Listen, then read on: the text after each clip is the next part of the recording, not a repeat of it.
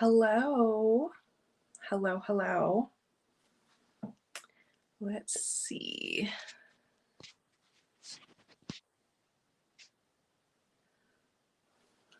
Just hanging out, seeing if anyone is able to stop by.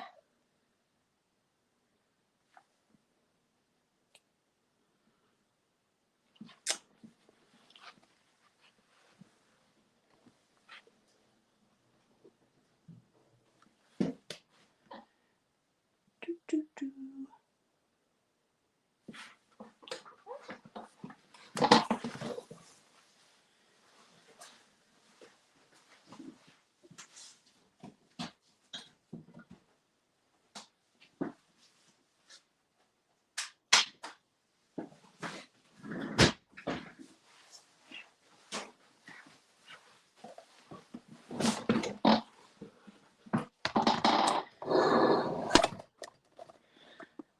So far, it looks like it's just me hanging out. Oh my gosh.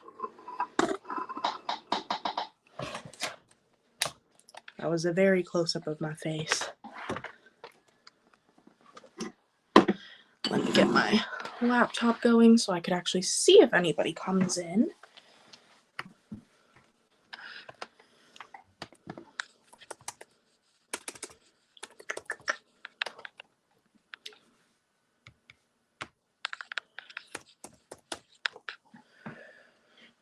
Doo, doo, doo, doo, doo.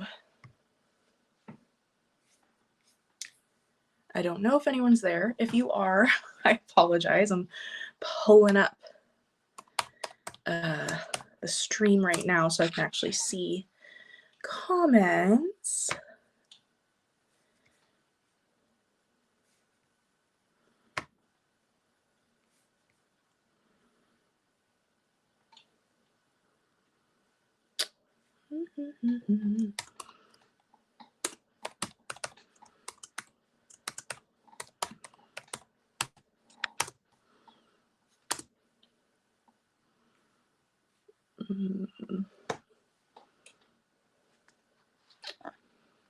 One sec.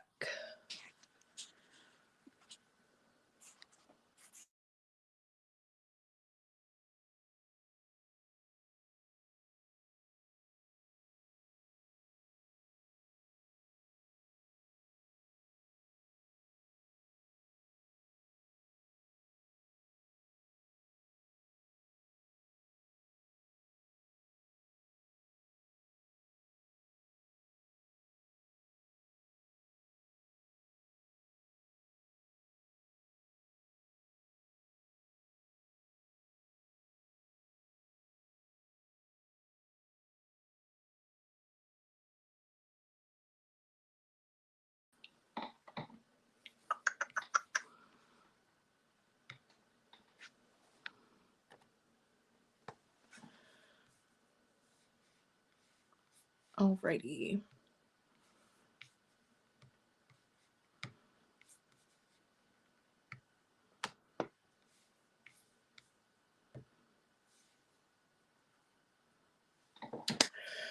Well, just hanging out until I have some friends here with me.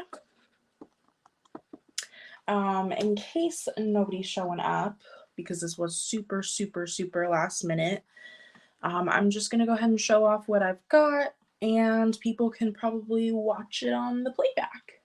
So I'm going to start with the items that I'm gonna be giving away for free. So I am giving away a Victorian basket. It is a thorn handled basket. Now the thorns on this handle aren't super sharp or anything like that. There's less of them than some thorn handle baskets have. It's a beautiful green. All the hobs are in excellent shape. There is a sharp spot on the side, but it's not from it being broken. It's just a rough spot where they snipped the glass. And it does, in fact, fluoresce, which I don't, yeah, you can see right there. So Very cool. I'm estimating this is probably about 1880s, 1890s, just based off of the thorn handle basket. That was very much the style in the like late 1870s to the early 1890s, and then we started to go into more of like the transitioning to Art Deco vibes. So beautiful, beautiful. It picks up the light so nicely, super glimmery. So this is going to be free. I guess I should say what I'm here for. Everything I'm showing off is going to be all the items I'm selling tomorrow at my portion of the Whatnot Vintage Glass Spectacular. I was very honored to be asked to be a part of this event, and I'm actually the opener. So I'm the very first show at 8 a.m. Pacific, 11 a.m. Eastern, and they are 2-hour shows. We're supposed to try to get through 40 plus items of all fine glass. So that is what I'm going to try to do. And this is one of the giveaways because they've asked us to do at least $150 value of glass to give away. My items, because I'm doing 3 giveaways, are worth about $200 to $220. So this is going to be one of the items given away, completely free for the winner, plus it'll get you the discounted shipping. And then the other 2 items I am giving away are also antiques, which may surprise some people. These are Celeste Blue. They are Fenton, 1920s. So they are antique or very close to antique approaching. They are Celeste Blue, which is a stretch. So you can see the striations and kind of the crackle effect that it has, as well as the light iridization. That is typical of a stretch glass, which this is.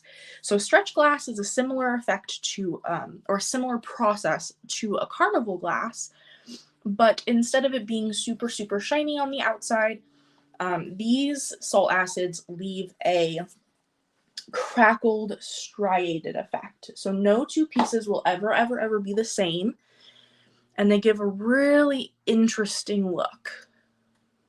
And cameras just never quite do it justice, but it's gorgeous. So this is a approximately 1925, so almost antique. This is the small sized low-footed bowl. It is gorgeous. Now it has a bubble. That's pretty normal for old glass. Beautiful teal color, wonderful condition. The stretch is in good shape. It has a little bit of a scratch, but I mean, for 100 years old, can you blame her? Really? Can you? Because I can't. And it has a gorgeous pearlized iridescence.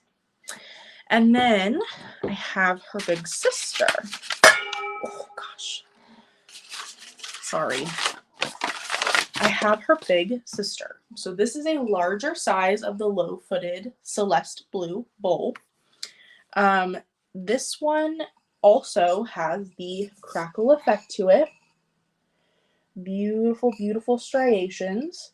Now you'll see these parts right here. That's what happens when you take a cleaning agent or anything like that to a stretch glass, especially an old one, is that effect can and will wear off. So somebody unfortunately tried to clean this bowl, and it did take off some of the stretch effect in some spots, because like a carnival, especially an old carnival, it's very, it's very lightly on there. So it's mostly on one side. The big spots are right here. So if you turn it to one side, you really don't see it. And these are already pretty hard to find pieces. So even with that wear, I still thought it was worth picking up, and I still think it is worth giving away because it is stunning. Like, cameras just do not do it justice. I mean, it just is a beautiful color blue. and the iridescence and the crackle. I love a stretch glass. So Celeste Blue was a color that really varied. So you can see the bottom of these two bowls look like different colors. They are both Celeste. The variation was pretty extreme to a really deep lagoon blue to a much lighter icy blue. But when you look at the actual stretch effect itself, it's pretty similar once it's been sprayed with salt acid.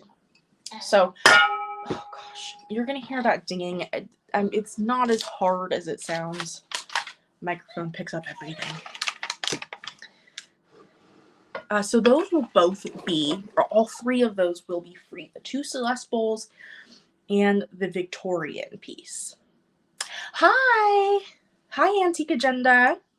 Hello. Yeah, I'm sorry if it looks like I'm talking to myself. It's telling me nobody's here, so I can't really tell. So I'm just going on with my merry self. But if you have any questions or want to see anything else, let me know. I'm just doing a preview for my live sale tomorrow on Whatnot. Misty has been on me for like a week and a half to do this, and I got busy and forgot. So that's why we're here now, because I do want to show everything off. So, where do I want to go next? Well, I guess the elephant in the room would be that guy right there. This big old behemoth. Huge. So this is too big to even fit on camera. A very, very, very, very hard to find piece. This pattern in general is incredibly difficult to come across. It is the pulled bubble is the collector term. It never really had a name. It is a Viking piece, which I'm sure is obvious by the color. This is the persimmon, but this is the Viking pulled bubble, and they only made pulled bubble for about half of a year. It was either not popular or difficult to make. I'm not really sure.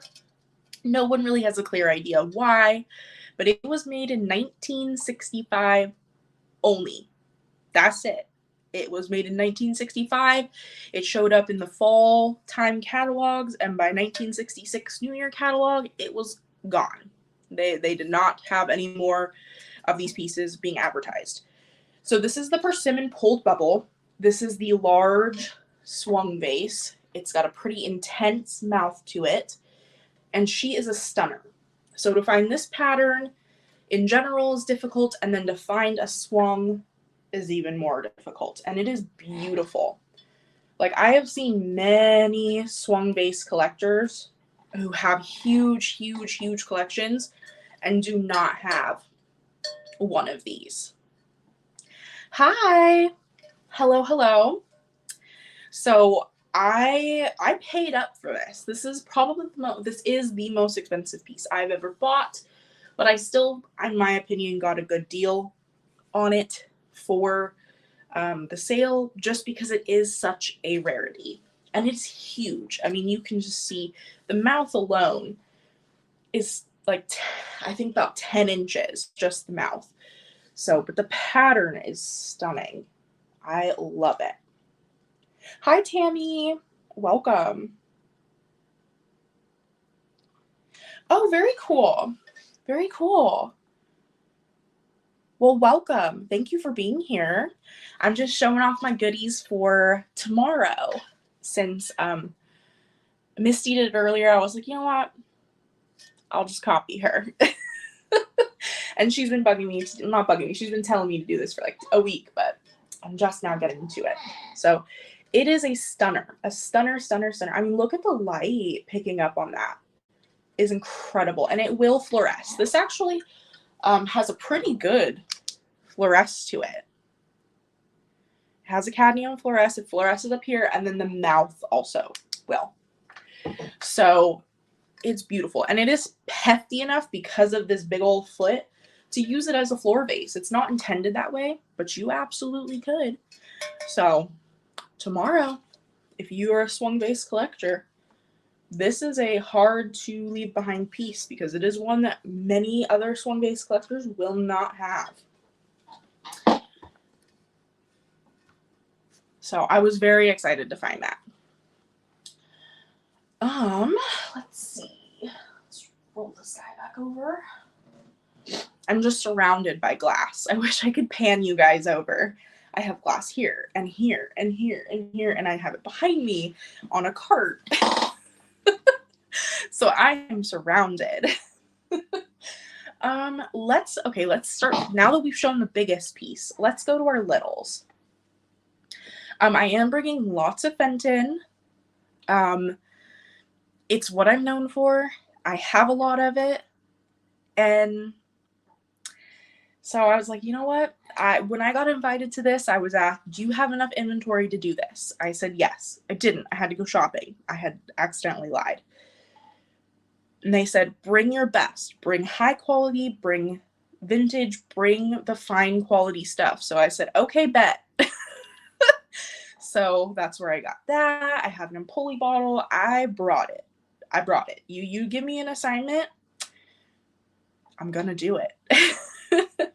So this is a cute little Fenton sleeping kitten. It looks cobalt, however, it's not. It is indigo, which is really exciting because they made very, very few pieces, very few molds in the indigo. Because it's very similar to another color that Fenton did, which was called Twilight Blue. I don't know that it had the popularity. I'm not sure why they didn't do a whole lot with the indigo, but it is a beautiful, beautiful blue with just a hint of kind of a green undertone. So it's not quite as true blue as Fenton Cobalt, but it's not as light as a colonial blue. And I actually do have pieces in those colors that I can show you.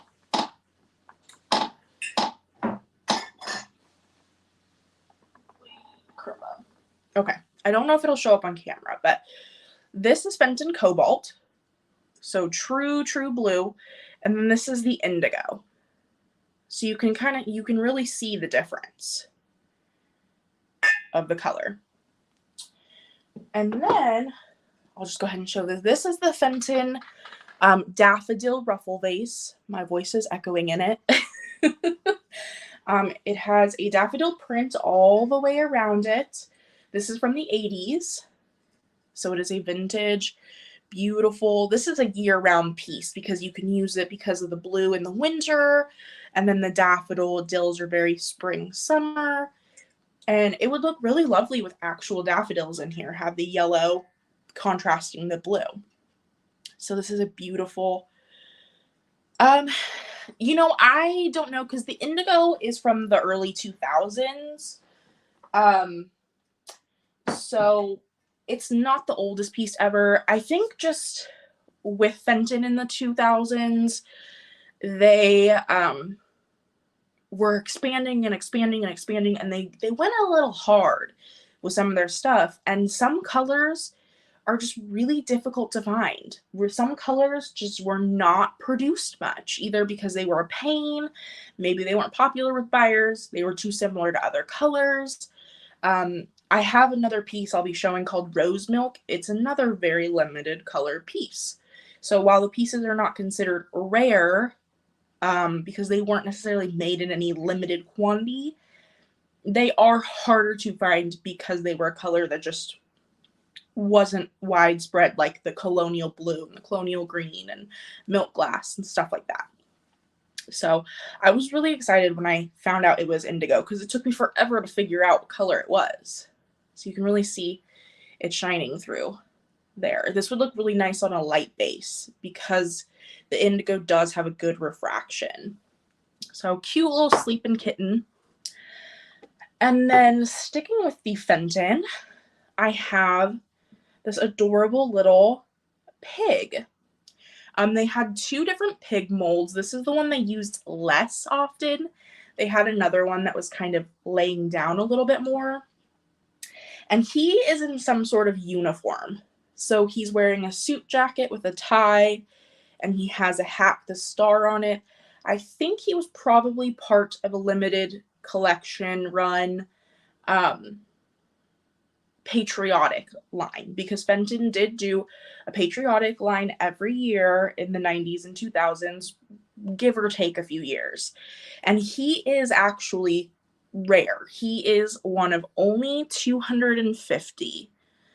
So he is number 235. He is a limited edition numbered pig, and I could find absolutely no others. None. I couldn't find a single one.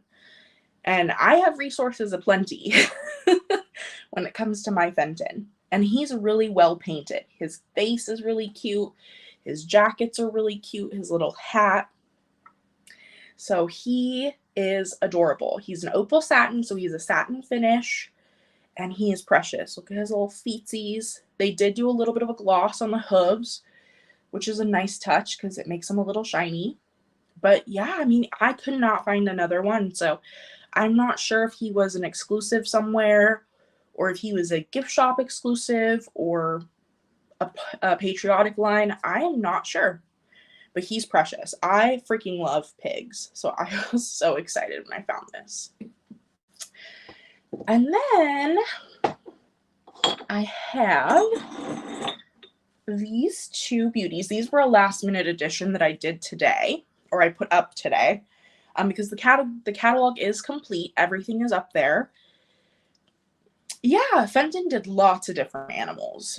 Cats definitely were probably the most bountiful, and there are like 6 different molds of cats, 6 or 7. But they did actually do lots of different types of animals. So these are both Fenton shoes. And I know you're probably thinking, those don't match, Jay. They don't match. But even though they don't match, they are a pair. These were sold by Fenton exclusively for QVC. They were part of an auto ship program that they tried out for a couple years. So you would sign up for the program, and you could either pick and choose which ones you wanted, or you could do the whole program and they would ship to you every few months for a whole year. And they would ship items to you in pairs. So these were part of the Victorian shoe inspired line for Fenton, or by Fenton for QVC. These were 5th out of the 6 series. And so these are meant to be together, or they were sold and shipped together. And it's very unusual to find them together. Usually people split them up because they, are very different. And that'll be buyer's choice. But I figured they've been together this long, I might as well leave them together. So this one is a hobnail milk glass with what they call fuchsia flowers. And then it has a gold glitter effect on the front and the back. It does have its 95th anniversary sticker, but it's loose. So it's just kind of floating around in there. And these are part of a family signature line. So if you would have gotten the whole collection of all 6 series, you would have had all the family signatures. For some people, that's significant, especially when Fenton was in its heyday in the 2000s. The 90s and the 2000s. Nowadays, most people don't collect specifically by family member, so it means less today. But this one is a Shelley Fenton, which is a pretty desirable signature for those who actually do still collect by family sig. And then here's the artist signature, which is S. Miller. And then its pair is stunning. I love this one. It is a iridized violet. So it's not amethyst, it is violet, which you would think violet would be darker, but it's very light. It's a light purple with a really beautiful iridization. You can really see it on the heel. It is gorgeous. Same thing, it has the flowers. Now this one's a daisy and button, not a hobnail. Daisy and button pattern. flowers, which they are daisies, on the back and the sides.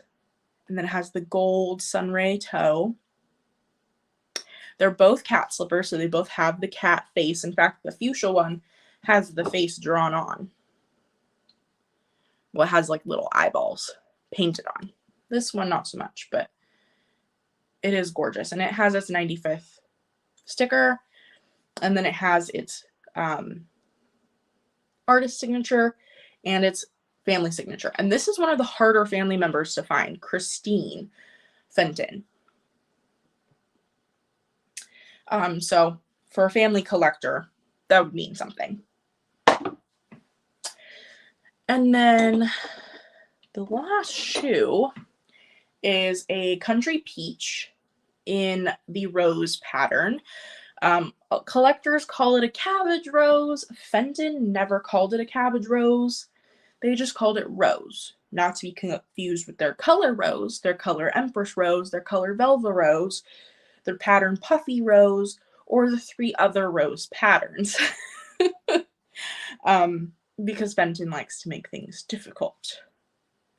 So it is a lovely peachy, champagne-y kind of color. It's much more concentrated in the toe because the glass is much closer together. So it looks lighter in the back and darker in the front.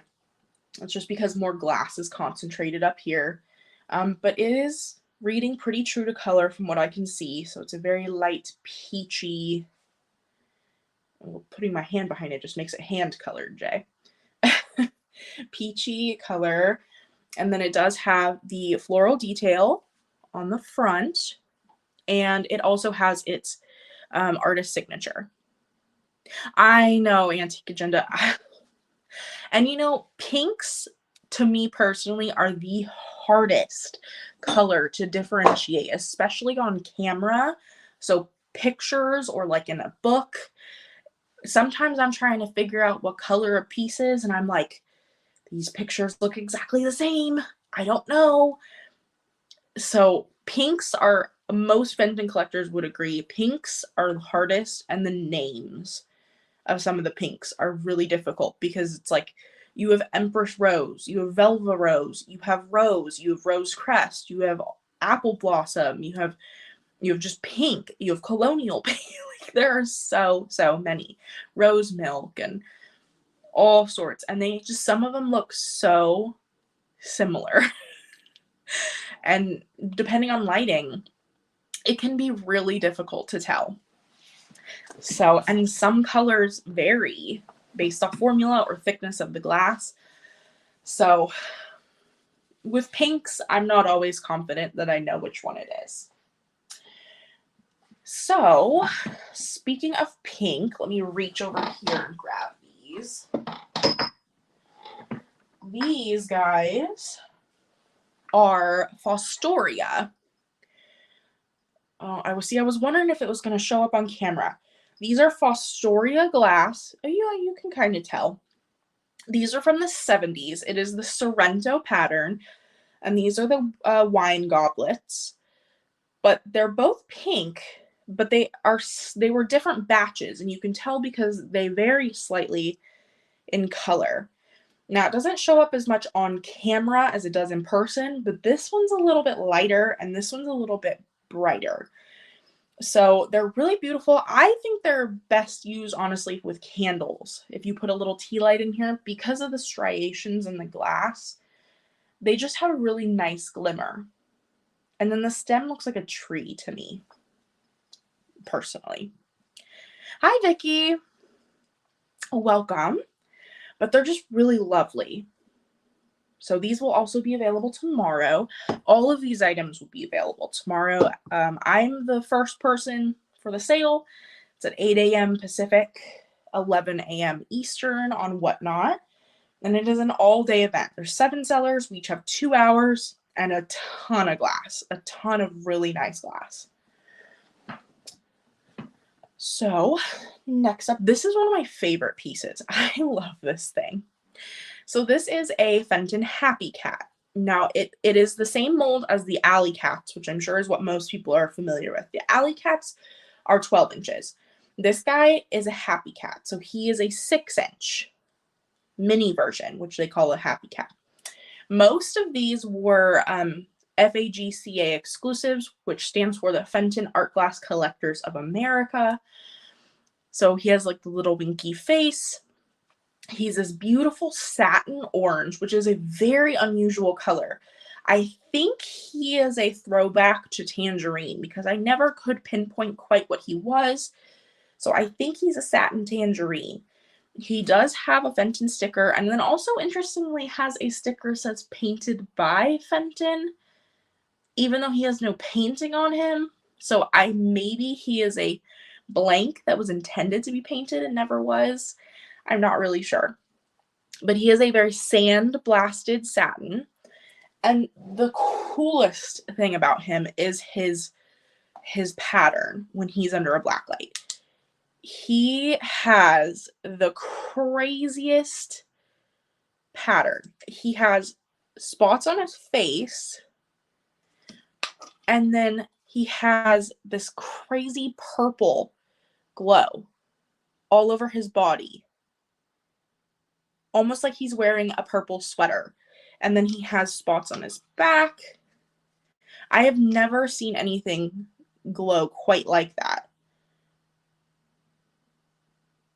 And there are better pictures in the dark on Whatnot in my catalog, but it is insane.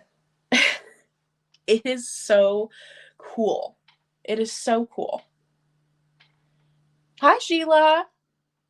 Yeah, it is so different. And again, I could not find any others. And he is marked FAGCA. Now, it's been almost completely sanded off, so I missed it actually at first. But you can kind of make out the letters right there. So he is a Fenton Art Glass Collectors of America piece, meaning he would have been exclusively sold only to members of that club. So he would technically be a limited piece. And I could find no others. So he may have been a specific show piece. I'm not sure. I'm thinking he probably was a piece that was meant to be brought to a FAGCA show and was meant to be live painted at that show, and for whatever reason never was, which is why he has the painted by Fenton sticker on him, but no paint. So that would be my best professional guess. But normally cadmium glow is not a huge seller for most people, but his is insane. The purple is crazy, and there's the spots. It's so random and it's so beautiful. And I don't actually collect Fenton myself. I sell it but don't collect it. And I full-blown thought about keeping him because it's so cool. So he would definitely be like a one-of-a-kind in your collection. And then, back here, I put stuff too far away to reach. This guy is another kind of Fenton oddity. So he is a little bird, but he's not a normal Fenton mold.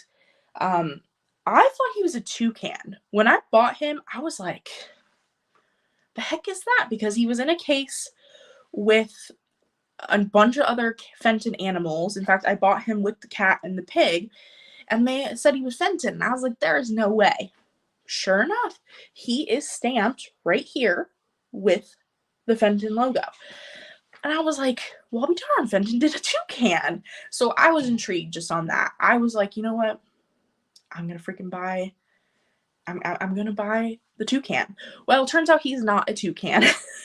He is a jayhawk. He was part of a souvenir line that Fenton did for different colleges of their souvenirs, which never even occurred to me because he's from Kansas. He's the Kansas Jayhawk mascot. In cobalt, which I guess is their school color, I'm assuming. They did it in clear and blue. He is cobalt, so that true Fenton blue.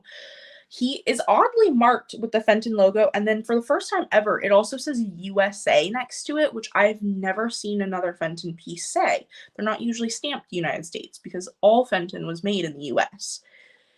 So I was like, well, okay, that's weird. It was just weird from start to finish. And then I'm shining my black light over pieces. He's cobalt, shouldn't glow, but he does. He does. I don't know why, but he does. So he's a magical glowing toucan if you want, or jaybird if you're a Kansas State fan, or if you're just a glass bird collector. He's interesting. You know, put him with your bluebird of happiness, or put him with whoever else. He's just interesting. He's a little itty bitty. He only stands about 3 inches tall, but he is just so interesting. So I was blown away because I have other cobalt pieces, and it made me second guess myself. So I went shining my black light over all my other cobalt. They don't glow because they're not supposed to, but he does. I don't know why, but he does. So, and then another little bird I have is this cute little, this is Degenhart glass, which most people are not familiar with. And I'm not as familiar with Degenhart. I always assumed Degenhart was an antique company because a lot of their glass is very antique in style. It's very Victorian or very early 1900s. But I guess that was just kind of their aesthetic. They're actually a mid-century company. They were around in the mid-century through, I think, the early 70s. So it is this beautiful blue bird holding up, they say it's a vase. So it's a bird with a vase on its back. It's a toothpick holder. And it is a lovely blue opaline, which is what made me think that it was antique, because blue opaline was very much a popular antique color. And he is in really good shape. I didn't know what he was when I picked him up, but I thought he was antique and I thought he was interesting. And again, if you're a glass bird collector, he just adds a little bit of interest. He's a very like sky blue.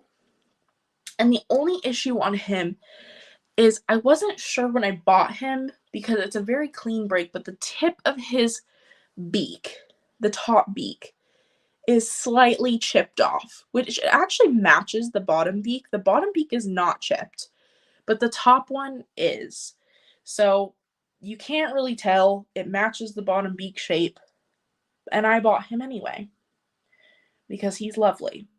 And I thought for 4th of July too, because it's very much like almost like an eagle, or very like V for victory shaped, the way he's posed. So I thought he was really cute. I couldn't resist. I have that problem a lot with glass. So this is another, what is the design name? Yeah, it's Degenhart. Degenhart is the brand. And I think it's just bird toothpick holder. When I researched it, I Google Lensed it first. But that should come up with something. I know there were a couple different colors, but the blue was the one I saw most often. But I just thought it was really nice. It's really interesting. You're welcome. So this guy is a cute little itty bitty froggy. Cute. He's Vaseline glass. He's by Boyd's. Let me see if I can get the B. The B, not the face J. You can kind of see it in the frog's body. The frog is hollow. Cute little itty bitty frog. And this is a modern reproduction. Like, full disclosure, he is a modern reproduction of antique Vaseline glass, which is why he's so bright, shiny yellow, a little more so than typical Vaseline glass. He is from the early 2000s by Boyd's. Oh, it's actually stamped twice. Well, I'll be darned. That's weird. Oh, it's stamped on the side too. They just really wanted you to know it was Boyd's glass. But he's a cute little frog, and just like Vaseline glass should, oh yeah, he's a glower. So glowy, it won't even pick up on camera. He's crazy glowy, which is surprising for a more modern piece. Typically, like, the modern uranium glass doesn't glow as much, but he does. He does. So he's a cute little frog. I know there were some pre-bids on him, so if you're interested in him, I recommend putting that pre-bid in. He's going to be one of the first items I do in the morning. So if you're not an early riser or you want to make sure that you get in on this cute little frog, I recommend the pre-bid. And then to go with him, I also have this toothpick holder. So same deal. It is a more modern repro of Antique Vaseline. This one I believe is Mosser. It is the Bows and Buttons. It looks like Daisy and Button, but it is technically called the Bows and Button. And I believe it is someone else owned this mold first. So you can find antique and vintage versions of this mold, of this piece, but this is a more modern repro. And again, same thing, has a crazy, I mean, you can just see it reflecting on my hand, has a crazy glow. There you go. I have to even shine it away a little bit because it's so bright. So it is intense. And it is beautiful. Let's see if it'll shine. Yeah, you can see it on my shirt and my face. It is crazy beautiful. So, love that. I picked that one up from Sandy, my flippin' van life, who will also be selling at this event. So, there's 7 of us in total. And we will all be doing glass all day. So, there will be no shortage of glass for the glass lovers. And then I have a Blenko. So again, this is on the more modern end. They do still make this type of piece. This is it's the crackle. They call it a glass. I think it's too big to be a glass personally. Like that would be a lot. To me, it's more of a vase. But they call it a glass, and it's the pinched design. I can't think of it off the top of my head. But it does have its Blenko sticker. It does have a pontil because it's hand blown. And it is a really nice crackle.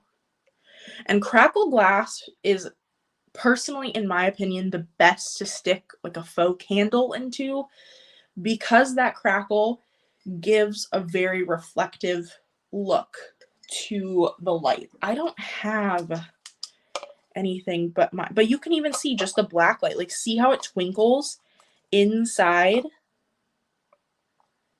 It is crazy when you put like a candle in these, like watching it twinkle is so nice. And a lot of people hate on crackle glass because for some reason there's a like mentality to some people that crackle glass is cheap. Well, let me just tell you, creating crackle glass cannot be cheap because the amount of fails to wins on a crackle glass is high because they have to take hot glass, dip it in cold water that's the perfect temperature for not too long to make it shatter, but not too short to also make it shatter or not do anything. I don't know. But I've heard that actually crackle glass can be very difficult to produce. And some companies just don't do it right. But Blenko, they do. Kanawa's another one that has a good crackle. Hi, Catherine. Yeah, how's it going? How's the wrapping going? I know I'm gonna be right there with you this weekend, packing all this because I have 2 events back to back within 3 days, and that one also has a lot of glass. So I am probably gonna cry this weekend from wrapping all this, but that's okay because it's worth it. It's worth it, and I did it to myself. So next up is a canoe. Fenton Canoe. This is the colonial blue, so very classic, tried and true blue. This is the Daisy and Button. For whatever reason, when you research this piece, a lot of them come up as Ellie Smith. I don't know who started that, but it is just snowballed online. Ellie Smith did do another canoe. They did also do a canoe, but theirs is a different shape, and their Daisy and Button is slightly different. So it is Fenton. It's colonial blue. Again, a very pretty shimmery color. This one is meant to be an ashtray. So you can see at the top, you would set your cigarette here and here. It's a double ashtray. You can probably also see there's like a circle on the inside. That is because this mold was used in a couple different ways. So that circle could be cut out in production and a candle holder put in. So it was a multi-purpose mold. Originally, these canoes were actually meant to be salt cellars, so you can find smaller ones, and you can also find them that don't have the divot as deep or as on both sides. Those ones are older and they're salt cellars, but this one is 50s, 60s, and it is definitely an ashtray. And then, to go along with it, I have a clear one. Fenton calls it crystal, not to be confused with actual crystal. It doesn't have any lead in it. They just called clear crystal because bougie, pinkies up. But this one is the candle holder. So you can see right in there, that is the slot to put the candle in. Now it's meant for one of those mid-century, like really skinny, like almost birthday candle skinny candles. I tried to find some, but the only ones that would fit were birthday candles.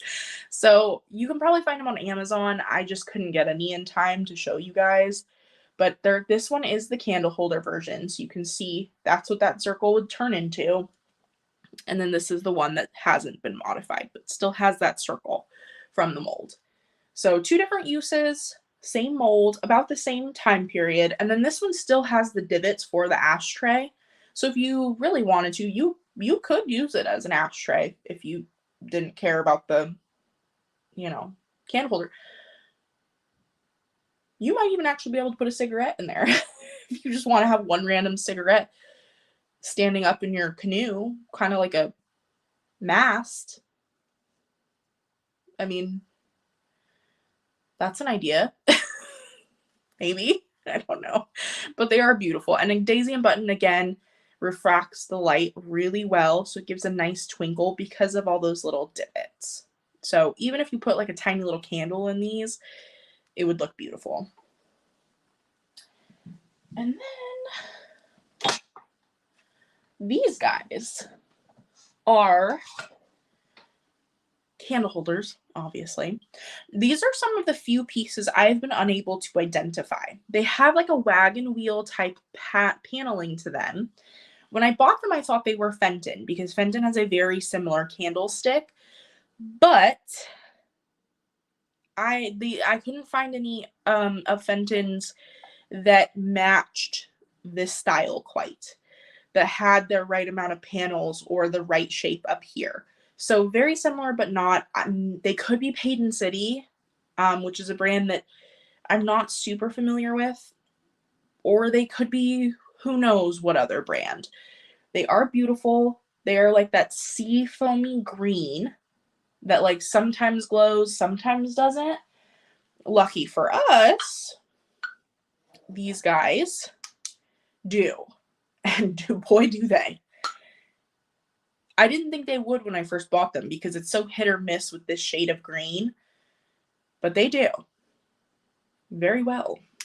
So I don't know what brand they are, but I risked bringing them, even though we were only supposed to bring, fine brand glass, because I can just tell by the way they're made that these weren't like a cheap, they aren't a cheap glass. They're hefty. They're good, thick, beautiful, clear glass. Well, not clear, but like they're not cloudy. They're not the way some Depression era glass gets. They're not aged, if that makes sense. They're very, very nice. So I'm bringing them anyway, and they're stunning. Me either, Antique Agenda. Me either. I'm too big of a control freak to like put anything in my body that alters states, which I know cigarettes don't do, but also I was one of those kids that, like, I really paid attention in health and wellness, and when they told me that it turns your lungs and your tongue black, that was it for me. I was like, never, Not to mention, My grandmother was a lifelong smoker, and she died young of a heart attack from smoking, so I was not going to take the chance. All right, so this is kind of an interesting piece. It is, going back to Fenton roses, it is a Fenton. It is an overlay, meaning it is white glass overlaid with cranberry. So this is what happens when you make cranberry satin and put it over white. It looks completely different. And this pattern, not to be confused with rose, is puffy rose. That's what it's called. Puffy rose. You know, I think Fenton ran out of bougie names and they needed something. And it certainly is puffy, but that's what they went with. Puffy rose. But it is a lovely piece. It is a satin piece. And the nice thing about an overlay is it has kind of the darkness at top where the glass is not laying on the white as much. It's not stretched out as much. And then it's lighter around the middle where you're seeing a little bit more of the white through, and then darker on the bottom again. Now, I thought this piece was much more contemporary than it is. It's actually, I believe, a mid-century piece. It's from, I think, the 50s. So that surprised me when I was doing my research. Overlay and cased. So cased glass would be if they then took clear or another color and put it over it. So cased is exactly what it sounds like when you put something in a case. It's contained within it. Overlay is they take a glass, usually white, but sometimes clear, and then they put another color over it to give a different color and a different effect. It's especially used on patterned pieces like this because it really shows you a different color. Like you would never really know that this is cranberry because it's an overlay glass. It gives it a different look. So inside is milk glass, outside has cranberry, satin cranberry overlaid over it. And you can really see the layers right there. So super thin layer of milk glass and then cranberry over it. That's okay. Honestly, depending on who you talk to, it's pretty interchangeable. I ascribe to the overlay versus case just because I sell a lot of Fenton and they specify, but it can be especially hard to tell when the color that it's overlaid on is clear, because sometimes like there's a ruby overlay that is ruby glass overlaid over clear glass, and I don't know why, but I guess just to give a different color. I'm not sure why they do it sometimes, but yeah, technically there's a difference, but I mean, most people use them interchangeably, so it just depends on who you talk to. Next up is a old favorite. I've sold a couple of these and they've been very popular with me. They are the Ellie Smith Birds in Flight. So it is exactly what it sounds like. It is a big old sparrow. I mean, this is a sizey piece. Like, it's a sizey piece. They're not small. And it is in flight over. I never really could figure out what this was. Kind of looks like water. Kind of looks like a bush. I think it's probably supposed to be meant to be like a bush type thing. But since it's in flight, I don't know. But this one is in a slag glass. So it is a milk glass with reds and creams and oranges and browns swirled in.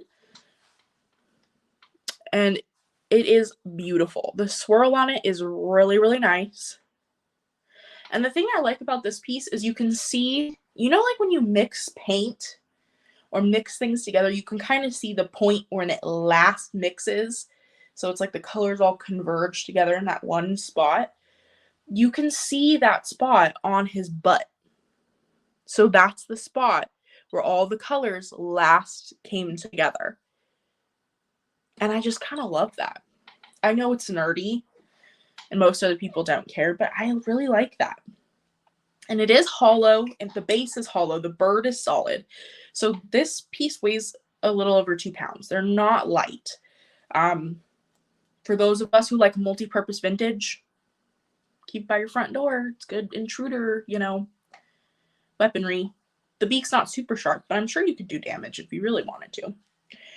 But some of the veining that goes through him, some of the swirls do contain cadmium. I don't think it's bright enough to show on camera, but there are some specks that will glow if that's something that interests you. Definitely nothing like our little happy cat earlier, but he will have some spots. Oh, hi, Tippy Wings. Thank you so much. Yeah, thank you for being here. And thank you, Catherine. Yeah, it does. It does look very stone-like. You're right. It does have that look. It really does. Yeah, it really does. Huh. And this part down here, depending on the color, I sold a carnival one and you could see through the bottom. So like I was telling people put a candle. This one's a little too thick, so you can't do that with this one. You can't see anything through it, unfortunately. But yeah, it's a beautiful piece. I mean, this is a statement. You put this on the center of your table and it says something. And it's beautiful all the way around. So next up, I still got a lot. I'm gonna go with, this is my favorite piece. Yeah, so everything here is the pieces I'm selling tomorrow at my Whatnot sale. I'm part of the Vintage Glass Spectacular, which is an event of all fine quality art glass. I'm the opener for the event, so my sale is at 8 a.m. Pacific, 11 a.m. Eastern, and I have 2 hours before we move on to the next seller. So it's a whole day of glass. And I'm really excited, but I'm also really nervous because I've never opened anything like this. I've never been the start of an event. So I really wanted to make sure I brought it with my pieces. I mean, I brought a little bit of everything that I possibly could get my hands on. So this next piece is my favorite. For those of you who know me, even though I sell a lot of Fenton and more mid-century glass, I collect and appreciate antiques more. I personally am an antique person in my own home. So this piece was really, really, really exciting for me to find because it's a colorway that you don't see very often, even in mid-century or contemporary glass. It is a color that people seek out because it's more difficult to find. So to find an 1860s-ish piece in this color was just so exciting. I squealed, I'm pretty sure. My husband came around the corner and was like, "What's wrong?" I was like, "I found purple glass." And this is it. So the camera is not picking up the purple, it's not doing it justice. It is a beautiful true purple on the edges, and then it fades into more of a lilac, and this part also is a fair purple. It's not white. This part's white, but this whole thing is purple. Yeah. This thing, it's antique. It is, it's meant to be a bridal basket. So full disclosure, I'm missing the metal basket that goes with it. But that usually doesn't deter me from buying them, especially when they're in such good quality. And this is probably the best conditioned antique I have ever found. Even the paint is mostly intact. The dots, the flowers, you can tell the alternating pattern between the blue, the white, the blue, the white, the gold, the center star. It does have its rough pontil like most Victorian pieces do. Catherine, I'm not sure. I was never able to pin it down to a maker. Sometimes it's hard to do without the baskets too. And they get so mixed up between the baskets. So With Victorian glass, it can be really hard to tell. But I wish the camera would pick up the purple. There you go. You can kind of see it a little bit better. It is truly, it is stunning. And purple is a glass that is much harder to find because historically it has been a much less popular color. Before it was meant to, it was meant more for royalty and rich people because it's a really, really, really expensive pigment. And then when it was able to be mass produced, it just was not a popular color. It was seen as a sign of the royalty in a time when people were not trying to be like the royalty, in a time of rebellion.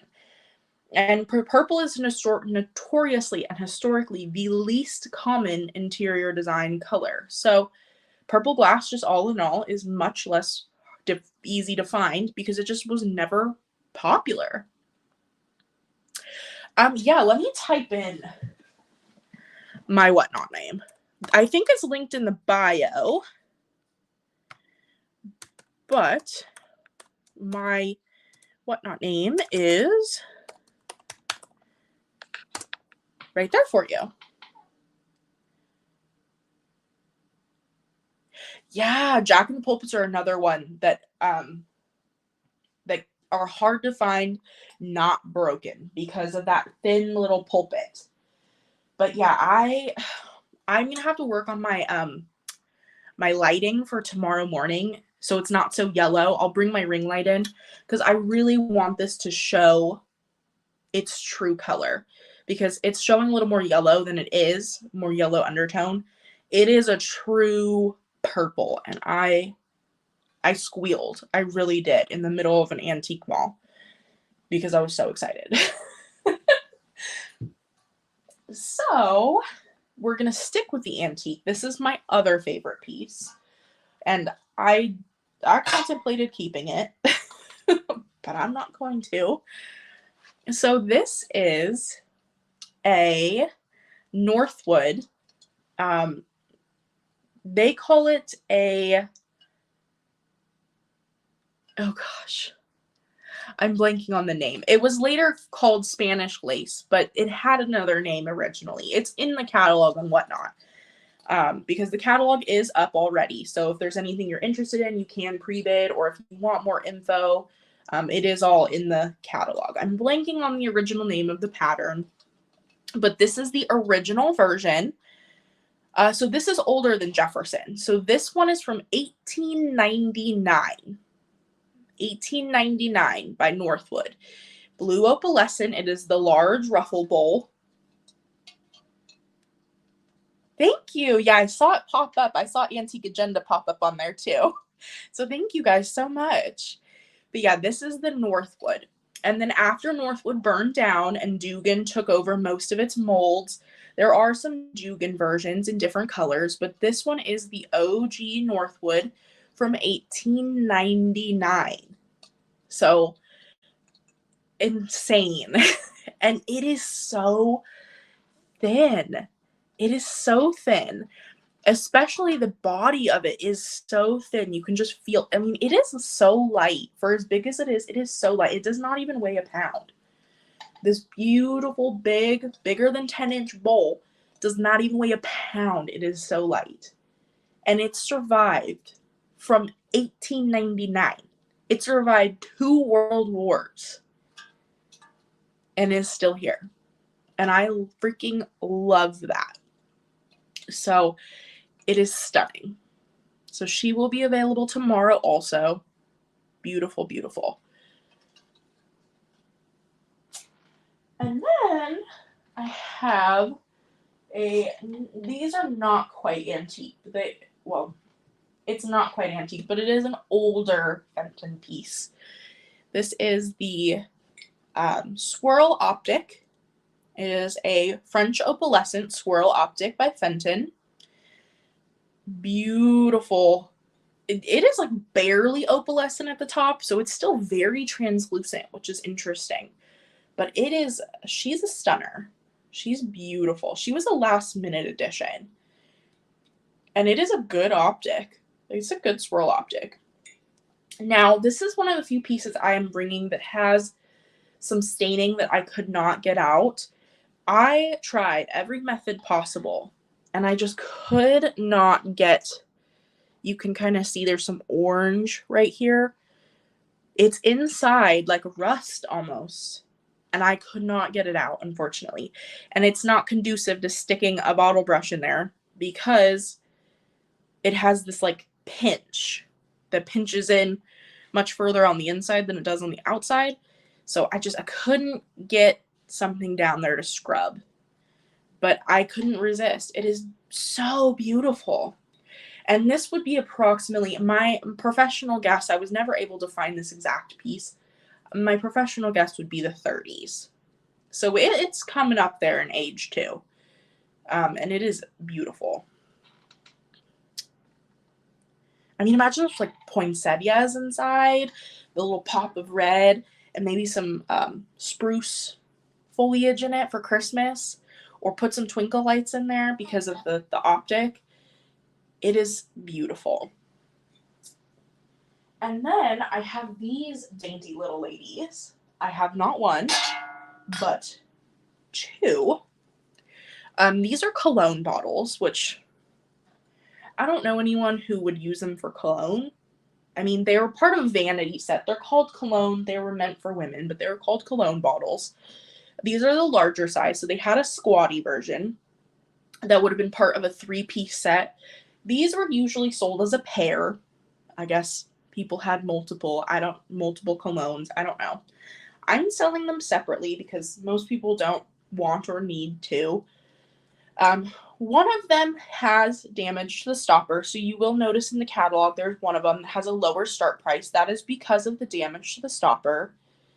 It's a pretty smooth break. It's not rough or shiny or rough or, sharp or anything. The bottle itself is in perfect condition, and this is a blue overlay. So again, Catherine, you can kind of see this one had a really thin white layer, and then they put the blue over it. So it gives it a little bit lighter of a color than a standard Fenton blue. And then it has the clear, this is the original stopper. It has its crystal clear ruffle. It's obviously before the stamp, so you can really see the white, and then there's that blue layer over it. And the stopper fits perfectly. And then I have its sister. Now this one, the stopper is perfect. Everything about it is perfect. Beautiful, beautiful. So both of those will be available separately. And they look really good with that Northwood. It's a very similar blue. And now this piece is not in the catalog. For some reason, when I was uploading, I missed it. So it will be added before tomorrow morning. But this is a Viking, again with the crackle. This is a Blue Meek Viking crackle mini pitcher. It has its little sticker, has the curved applied handle, and it is just a cute little piece. Again, if you can find some little twinkle lights to shove in there, I promise you, you will not be disappointed. Because a crackle, I mean, you can just see the reflection of the lights in front of me. You can see it sparkling, like it looks like glitter. And that's because of that crackle. It doesn't glow, but I'm just trying to show a sparkle effect. Because I'm a big believer in a crackle glass. So that will be added to the catalog. Because for some reason I either missed it or whatnot, spit it out of my catalog. Both of which are equally possible. And then I have this beauty. So she is a basket. I am bringing quite a few baskets. Some people hate them. Some people love them. I personally like a basket. This one is Ellie Smith. So it is a bird cameo design. The bird cameo is only on one side. So if for some reason you didn't want to show it or you wanted to have a different vibe that day, just turn it around and you have a beautiful, like kind of fleur-de-lis swirl look to it. And it is in pink. Now, the interesting thing about this piece is it has a Smith glass mark. So you'll see there is an S. Show. Right there. There's an S. And it also has a C and a G in it, which usually stands for Smith Carnival glass. It was a mark that they almost always only primarily used for their carnival pieces to identify them as Ellie Smith, because Ellie Smith was really late to the carnival game. Like 60 years late. Because carnival glass first came along in the early 1900s. Ellie Smith didn't mess with that until the 60s. So they marked their carnival pieces because they wanted them to be able to be identified as Smith. This piece is obviously not a carnival piece, but it does have the carnival stamp, which means there are versions of this basket that are carnival, and they just didn't bother to take the mark off. So I thought that was kind of interesting. It's a pretty, cute little pink basket. It's not a depression pink. It's a pretty true baby pink. So, and I just think it's cute. And I know there are people out there that are huge bird lovers. So again, it has that bird cameo design. It has two little birdies on a branch. And then it'll be interesting to see how this piece shows up on camera. So let's see. Let's see. Okay, that's what I thought. So this is a Moster glass bowl. Now, for you guys, is it looking kind of purpley in tone, like a purpley pink? Because that's what it's looking like on my end on the camera. Like a purple toned pink. Almost like a lilac. Because I don't know if this will blow your mind, but it is not, in fact, that color. This is a dichroic piece, also known as neodymium. And what that means is that in different light, it shows up different colors.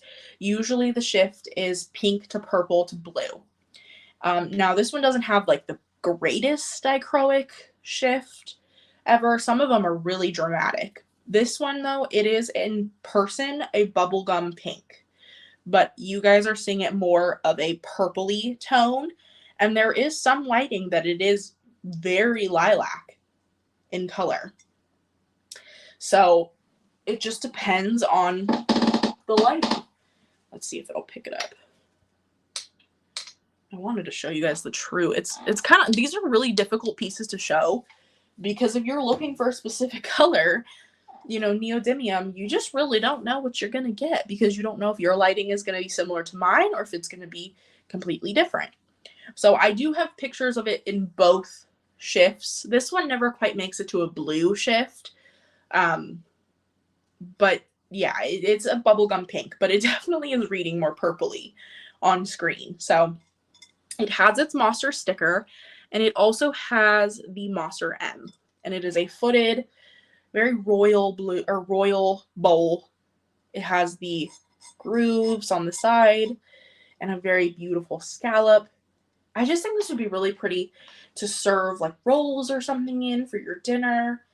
Imagine this on your table. Like, how elegant, how like your family would be like, ooh, she bougie. If that's the vibe you're going for. Hey, it might be. No shame in the game. So it is beautiful. It is beautiful. And if you're interested in dichroic glass or neodymium glass, I have another one at my other event that I have this week, which is on Saturday. So that's Petite Palooza 2. I have a little neodymium star, and that one really shifts. That one goes from blue in like normal lighting to like a fluorescent fuchsia under like bright light. It is crazy. So if that's something you're interested in, for those of you who collect neodymium or are starting to think about it, I have another piece at my other sale also. And then this piece is really interesting because it's a brand that I'm not actually very familiar with. In fact, I can't even remember the name. I'm blanking on the name. It starts with an I. Yeah, hi Taylor. Ivina, there you go. Ivima, yes, that's it. Ivima, Portugal, 1895. That's what it was. I knew it started with an A, or with an I. So this is their deep teal. They're very well known for their diamond points. In fact, I thought this was going to be a Westmoreland or a more well-known brand, because it is a very traditional diamond point. But this detail down here is really lovely, and the color is just incredible. Incredible. Like, it is stunning. I loved it when I picked it up. So beautiful. And Portuguese glass is not common. You see your Spain once in a while, your Spanish glass, and you really see your Italian glass, but you don't see Portugal all that often. So it is stunning. And it is a very historic brand. Their name is Avima Glass 1895, and they were in fact started in the 1800s.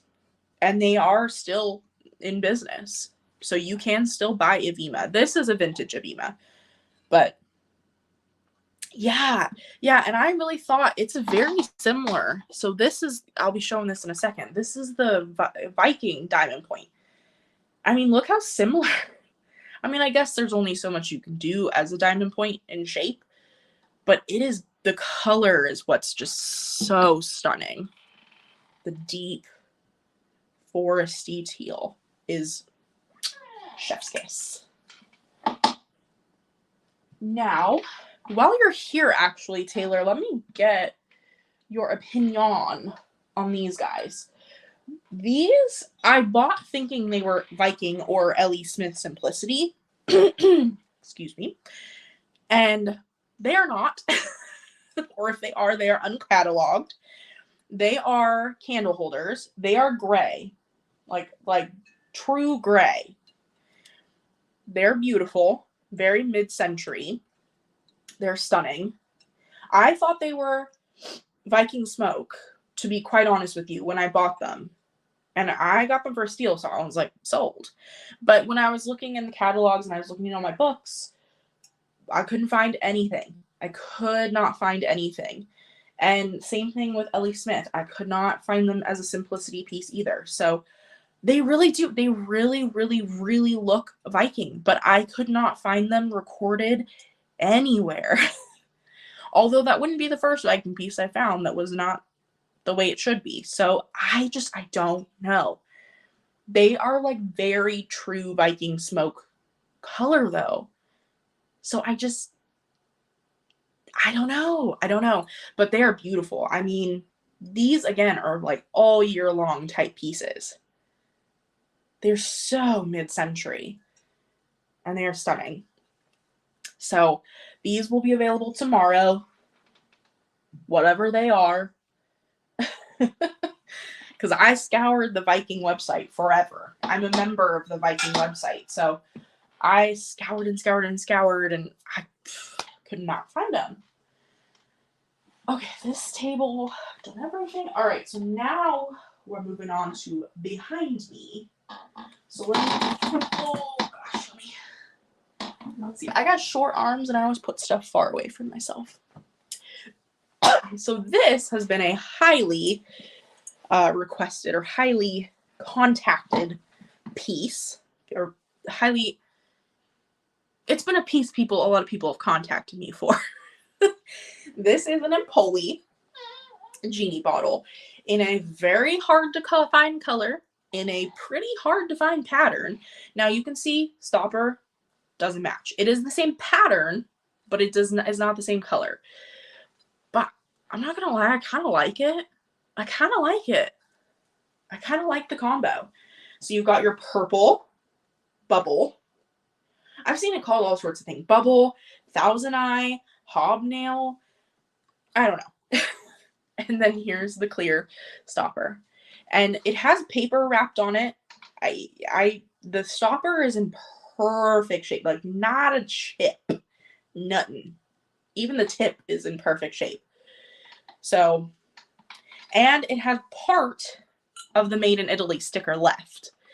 Now, somebody taped over it to protect it, so kudos to that person. It was not me.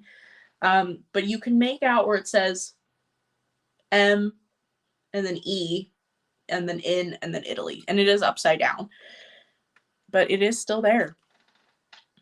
So I've had quite a few people message me looking for this piece because it is a harder to find color pattern and finding it with a stopper, albeit not quite the right match. But like I said, I kind of like it. I kind of like the clear with the purple. I really do. So she'll be available tomorrow. I'm going to put her on the floor because I don't want to break her. Okay, now one of the other largest pieces I have is a Fenton. Yeah, see, I like the clear stopper. It gives it like a interesting look. I don't know, just something about it's interesting. So this is a Fenton, and she a big girl. I mean, look at this. Compared to my head, this is a terrible measurement tool day. She is a 1950s,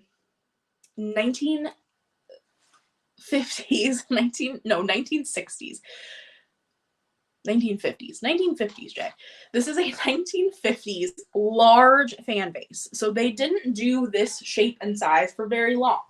They did it in a couple different colors, but it just proved to be too large and too much for people, which it is large. I'm pretty sure when I measured it, it's about 13 inches tall. This one is in a silver crest. Hi, Vintage and Vinyl. This one's in a silver crest. I've had her for a little while. I purchased her for myself. This was one of the few exceptions I made where I was collecting my own Fenton. I started doing some silver crest, but I'm going to let it go. So my silver crest pieces are actually here today. She a biggin. And it's heavy. You know, Taylor, you're more familiar with glass than a lot of people, so I'm sure you're probably pretty familiar with the thickness of a crest or a standard Fenton piece. She's thick. Like the crest and the glass on her is thick. Real thick. And it's an interesting shape. It's very large, but very organic. It's heavy enough to where you could use it as a floor vase if you wanted to. And put some pine or spruce and some poinsettias in here. Yeah, exactly. Yeah, winter wonderland. Yes. So, but I love it. I love the shape. It's interesting. And I was surprised to find that they called it a fan base because yes, it does look like a fan, but Fenton usually try to keep the same names pretty consistent, and their fans are very rigid. Like their fans are much smaller and much more rigid. This is just so organic. But they did have a phase that that Fenton went through where they did have some more like organic, odd shapes.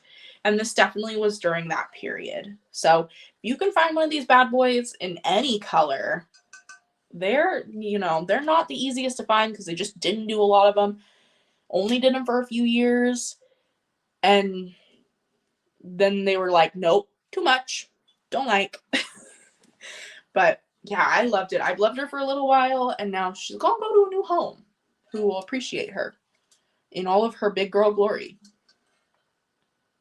So, because I like a Fenton Silvercrest. Some people hate on the Silvercrest because they made so many pieces, but if you can get the pieces that they didn't make as many of, like the big fan base, they are stunning. They are such a classic.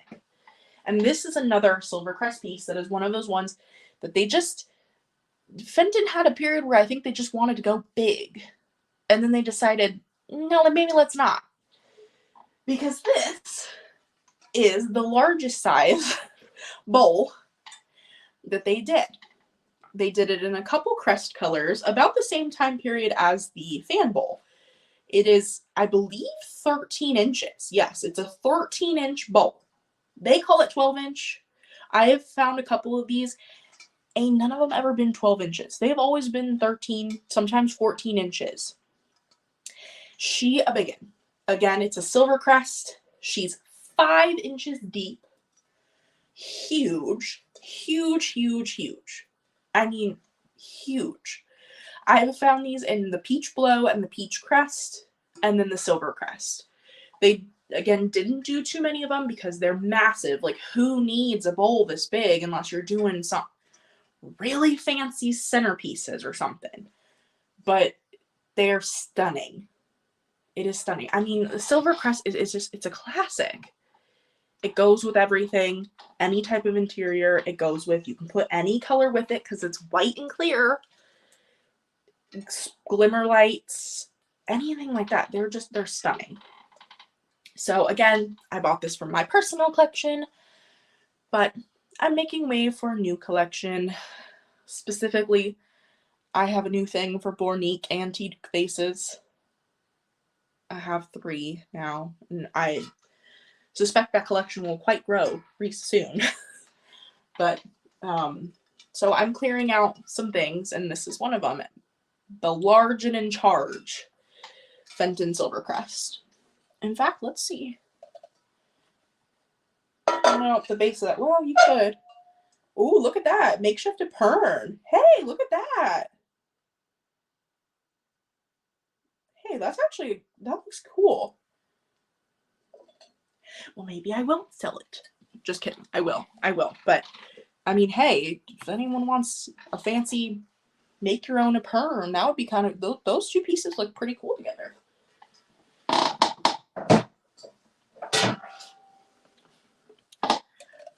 I know, Taylor. I go through phases. Antique always has had my heart. I love glass. Antique glass especially has my personal heart. But I find so much fascination in everything. So, all right. So next Fenton, another Large and in Charge.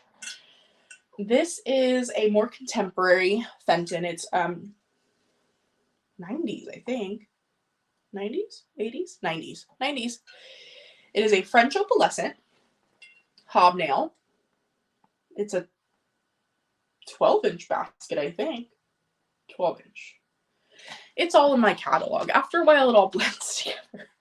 Some of it I have completely memorized, and some of it I second guess the size. But it is stunning. And it's got a cobalt crest. So that's what this is. So like we just saw silver crest, this is a cobalt crest, and a cobalt twist handle. Now, this is huge. This basket is huge. And I don't know why I do it, but I have this weird thing about sticking baskets like this way. I mean, I don't set them this way, but something about the way that this shape and looks, I really like. And I think it's because it looks like a Dilophosaurus from Jurassic Park. For those of you who don't know, I'm also a dinosaur nerd. I have a dinosaur tattoo. My husband and I collect fossils. And we have a Jurassic Park memorabilia collection. Because we're huge nerds. But just something about this way looks interesting to me.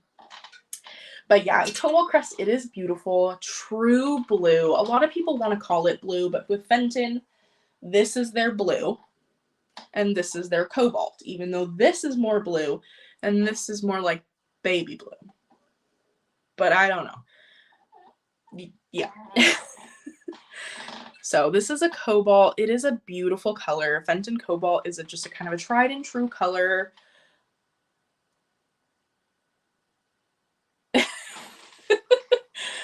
You don't find the Cobalt Crest too much? Vintage and vinyl? See, I do find actually quite a bit of cobalt in my area. There are some colors you find a lot of and some you don't. And it's funny because it does tend to kind of be regional. Like I'm bringing a couple different Fenton Cobalts.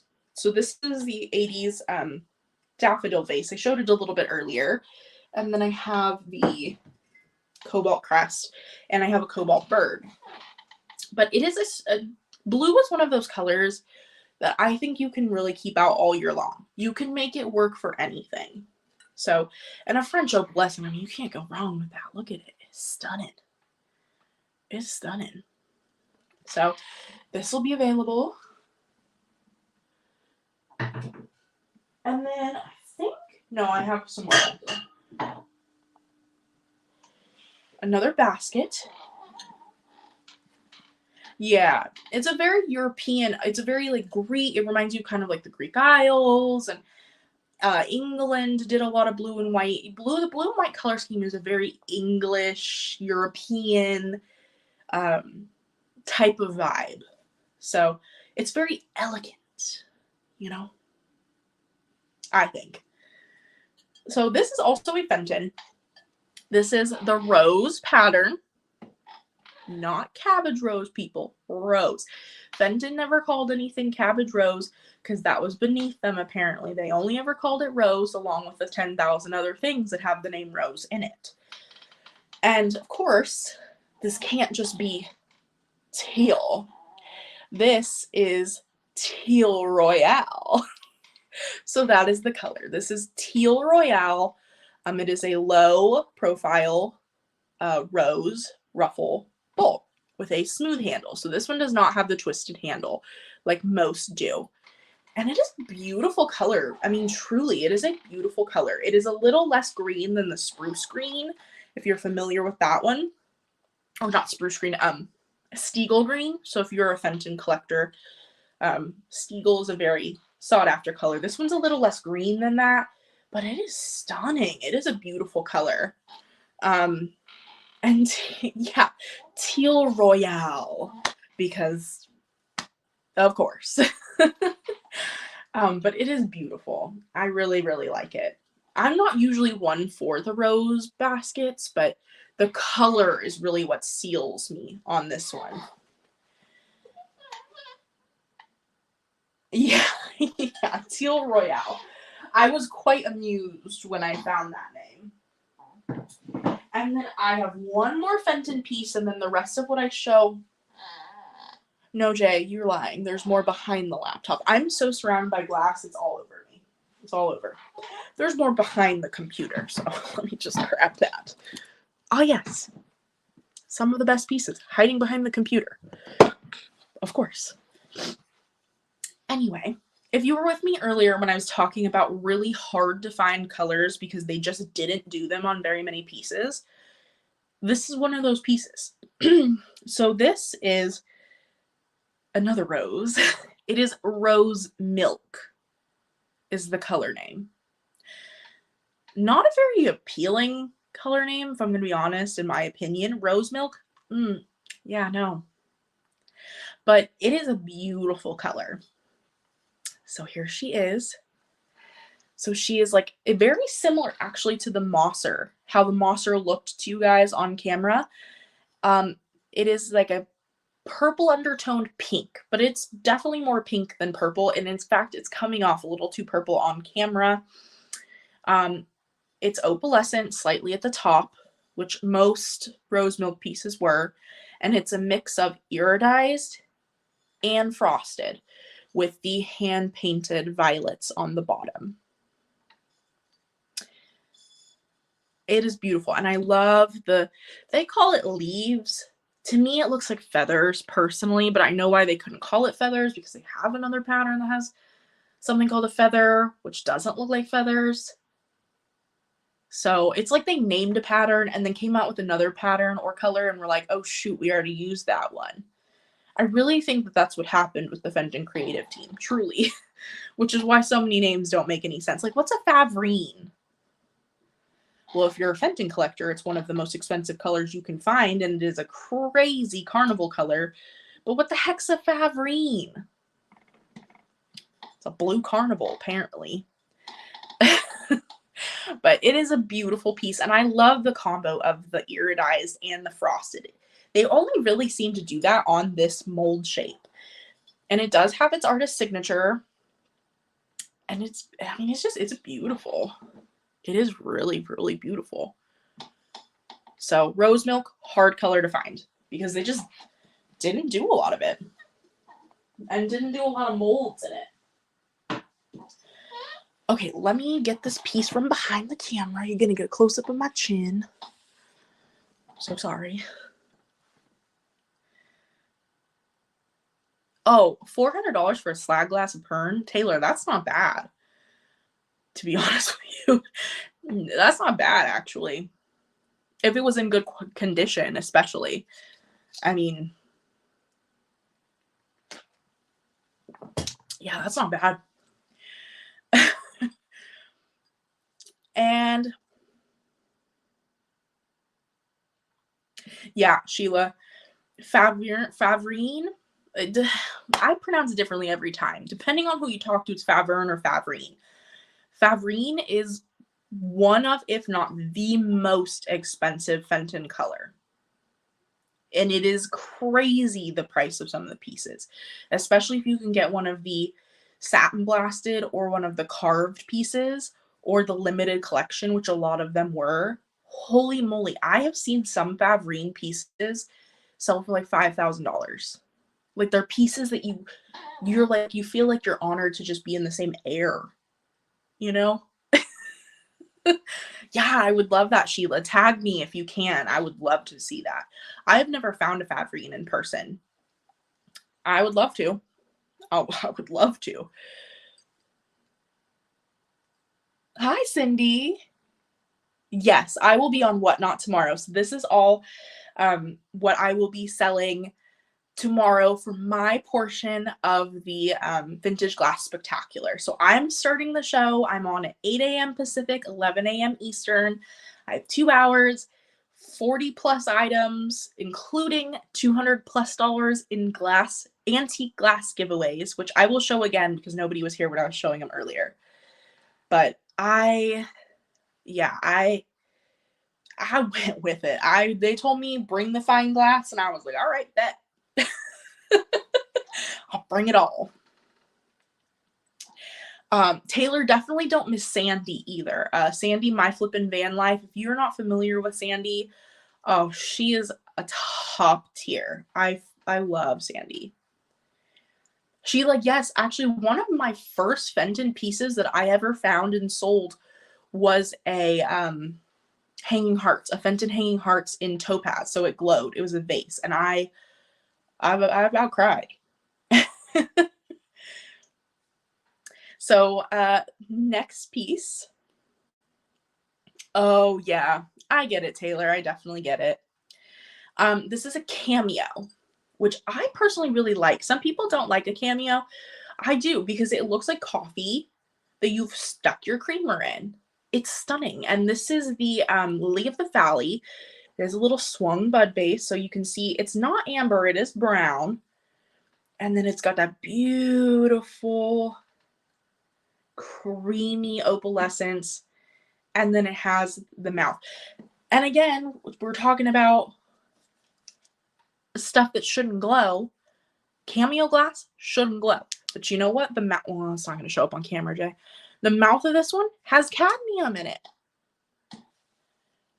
Someone at the Fenton factory was wildin' with the chemicals. And you can kind of tell because the mouth is much more orange up here than it is down here. This part doesn't glow, but this has a slight glow. At this point, every time I buy something, I shine a black light on it. Because sometimes I'm surprised. And then those become the most exciting pieces. Now, I'm going to have to stand up to grab this piece because it's a two-parter, and it is the last Fenton piece I have. And then I have a couple more pieces, and then I'll let you guys go.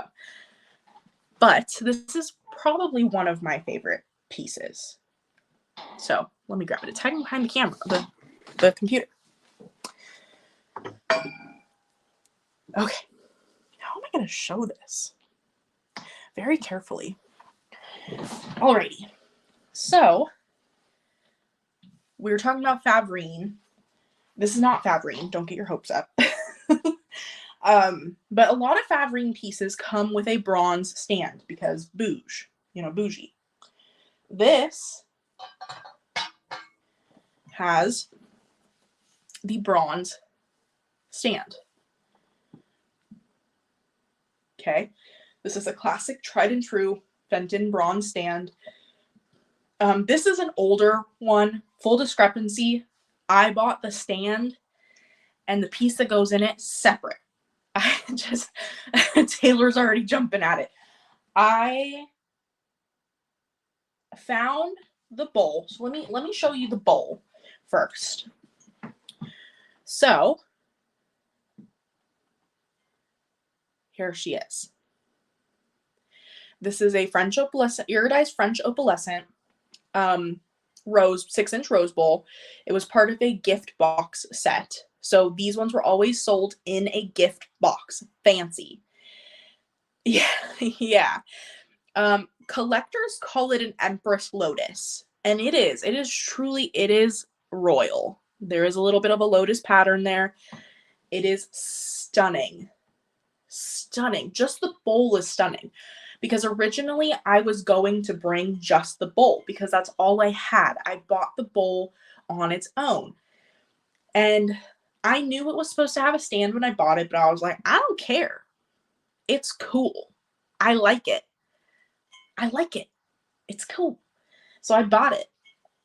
And then 3 weeks later, I went to an antique mall an hour and a half away, and I found this stand, and you will never believe what was sitting in it was the antique bridal bowl stay. This was sitting together. I bought these together. They sold them to me together. They made me buy the bowl and the stand. But I was telling my husband when we were shopping, I was like, I'm pretty positive that that's a Fenton stand. I'm pretty positive. I knew for a fact that this was not the antique stand that went with the bowl. I wanted the bowl anyway. The stand was just a bonus, but I was like, I'm pretty sure. And I got it home and I stuck it on, and it was like Cinderella putting her shoe on. Boom. And I checked the catalog just in case. This is in fact the stand that belongs to this bowl. Now, full discrepancy, this stand is much older than this bowl because they've been using this stand model for a long time. I can just tell by the age of it because the bowl is a more contemporary version.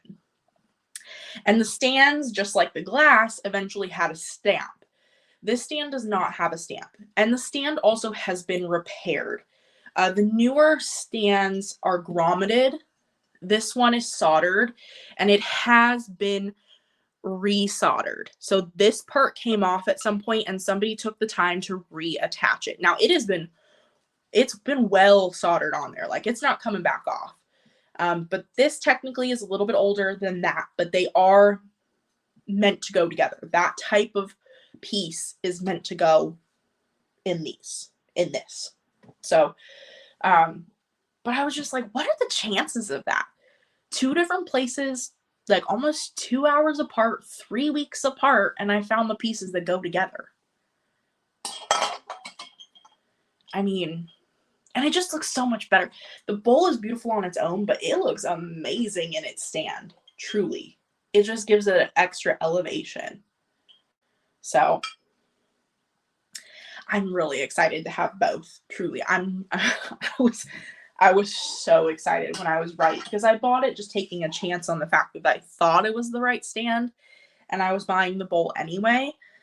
So when it did work out, I was like, oh my God, I did it. Yes, the iridized plum. Yes, I have. Not in person, but I have seen pictures of it. So, okay, let's show the fairy lamp, which I already kind of showed earlier. But so I do have a Viking diamond point glimmer fairy lamp in the ruby. It has a little bit of cadmium at the bottom. So you can see it has like kind of the orange toe at the bottom. Yeah, Catherine, I know. I was like, please fit. Please be right. Please be right. Because otherwise I have a stand that I don't know what I'm going to do with it. Oh, I was so happy when they worked out. I don't even care that it's the older version. I don't care. I love it. So this fairy lamp is perfect. There's no chips because, you know, sometimes people slam their fairy lamp stand and it gets a little chippies. This one doesn't have it. This was well taken care of. It was used, so I had to clear the wax out when I bought it. But it is beautiful. I mean, and it looks great with a candle. I will bring a little faux candle tomorrow for the sale, if I can remember. But I don't have one. Well, I mean, hang on. It won't have the bottom. But you can at least get the idea. I mean, look at the glow. Look at that. Like, just imagine a candle flickering. Like, stunning. Yes, beautiful. Yeah, if you can find plum, anything, any Fenton plum, any piece, you're looking at good money if you can get a good price on it. Even the more contemporary remakes. I sold some more contemporary plum opalescent, and it sold like hotcakes, just like the vintage, because it was a hard color to make and it was a hard color to sell at the time, and now it's super collectible. So yeah, plum, that's another one of those real good colors. Let me make sure there's nothing hiding behind the computer. Yeah, okay, that was it behind the computer. What else I got? Okay, I got 2 more pieces, and then I'll show you guys the giveaway one more time and go over the deets, and then I will let you go because this was way longer than I thought it was going to be. But I talk a lot, clearly. But this is a good sign. If I can get through the preview in 2 hours with as much as I talk, I can get through the sale. This is good practice. Yeah. I didn't think about that. So, I showed you guys earlier the Blanco Crackle, Cobalt Crackle. Well, last minute, I found, well, not last minute, at my last thrifting or antiquing trip, I found this beauty. So this is a Blanco special edition from 2000. It was made by a specific person in the Blanco family that I cannot remember the name of. And it has a amber swirl around it. It does have its Blanco sticker. And it is beautiful. I mean, if you just stick some flowers in here, this can go with your mid-century decor. It can go with your contemporary decor. You keep this out for the winter because of the blue. Keep it out all year long.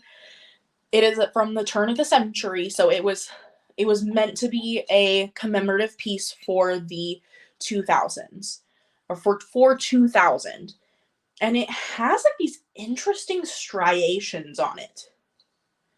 Like, it's hard to describe the striations other than the fact that they are in fact striations. And I know it's from it being hand blown. Some people pass up on glass because of the striations, but I love, it's not going to show up on camera. I know it's not.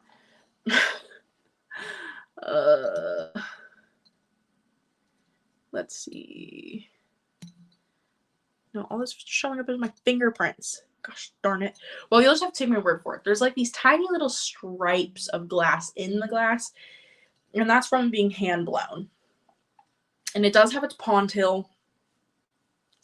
But yeah, commemorative piece for the 2000s. Now, I did notice it has a couple little scratches on the back, on the bottom. They're not anything crazy. Like you can see it right there. But, I mean, it's beautiful. It's a really, really lovely piece. And I'm very glad I picked it up because I almost didn't. My husband actually talked me into it because I was going to leave it behind. So, go Oscar. He might be watching. I'm not sure. Sometimes he does while he's at work. And then the last piece I have to show for the auction, I have some by it now that I might show you, and then I'll show the giveaways. But so this is Duncan and Miller Amberina. This is a beautiful open lace. That's what the design is called, open lace vase. It has a really good cadmium glow. Like pretty far up the vase has a cadmium in it.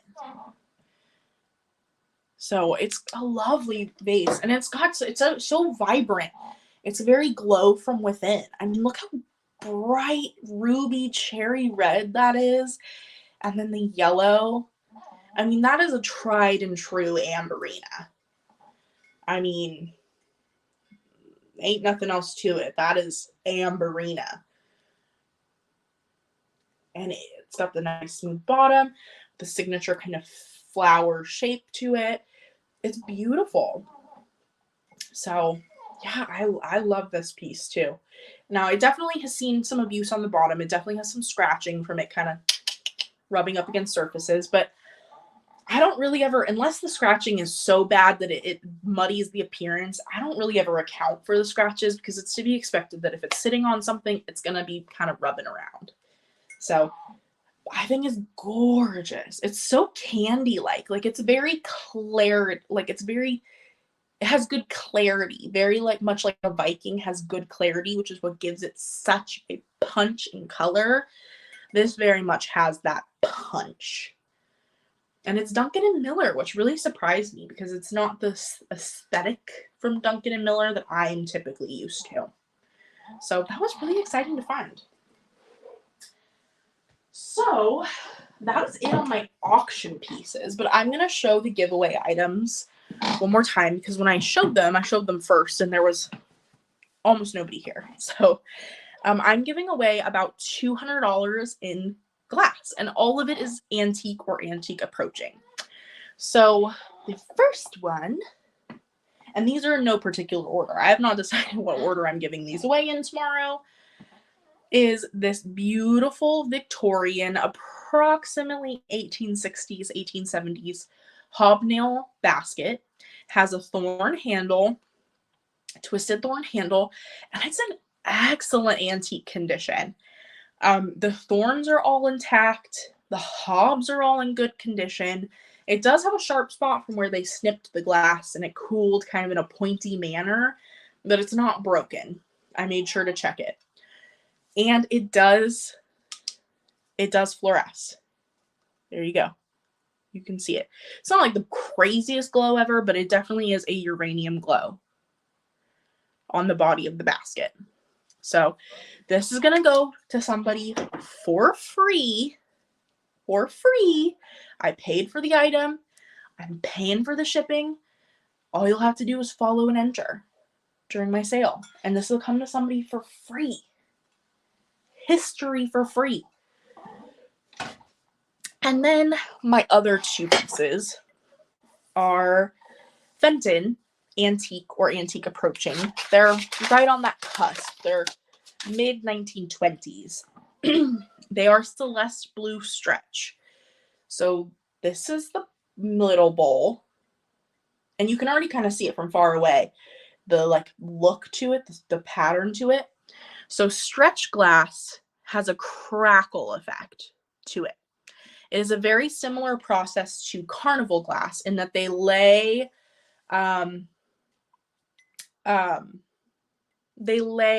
salt acid, they spray it with salt acid like they do carnival glass, but instead of it giving off a shiny metallic finish, it's a different chemical composition, and it cools and gives a crackle effect. So it's got beautiful iridescent striations. So no two pieces will ever be the same because every striation is going to be completely unique to the way that it cools. And the camera just never does it justice. Like you can see the iridescence and it just is stunning. The crackle. I love stretch glass. Yes, Taylor, I will show it one more time. So this is the little low-footed bowl in Celeste Blue Stretch from the mid-1920s. So about 100 years old. And then I have its big sister.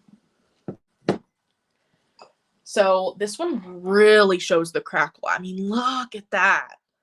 Look at that effect. It's stunning.